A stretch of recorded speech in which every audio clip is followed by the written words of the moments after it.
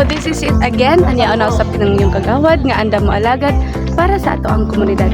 So karon guys, adto na tay gipahigayon nga profiling para sa ato ang mga mag-uuma diri sa Barangay San Simon. Nata diri karon sa Zone 5. Okay. Sa niya karon no ato ang mahimamat ang ato ang area coordinator sa City Agriculture. Siya ang in charge diri sa Barangay San Simon. So, yahang i-explain karon kung unsa ang katuyuan ani nga profiling. Naami diri karon sa Zone 5 San Simon, and then which is sakop siya sa ako ang area of responsibility. So today si Joanna Clark, area coordinator sa City Agriculture, and we do have resume. We have here Resume Edrolin, and then siya ang atong PAEW, which means Barangay Agricultural Extension Worker. So the purpose nga naami diri is that kailangan na mo i-profile tanan farmers. Kay mandate ni DA nga kailangan naka RSBSA profiling or profile ang usa ka farmer.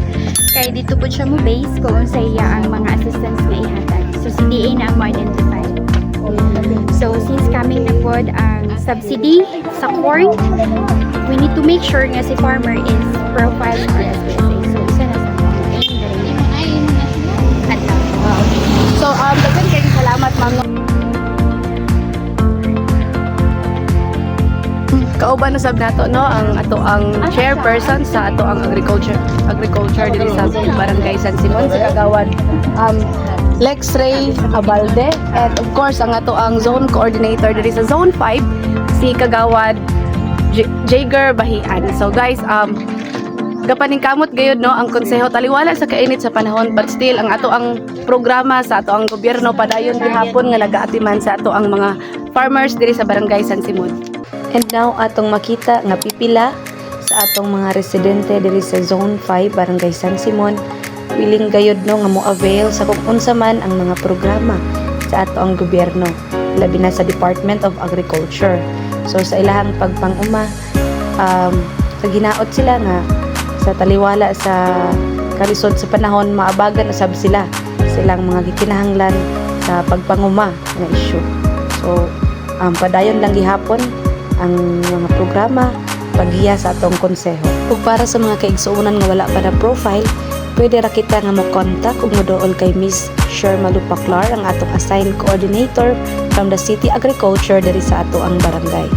Ug pwede ra pod sa atong chairperson ang agriculture. Ug kini nga lista mao kini ang atong mga farmers diri sa barangay nga na-profile na.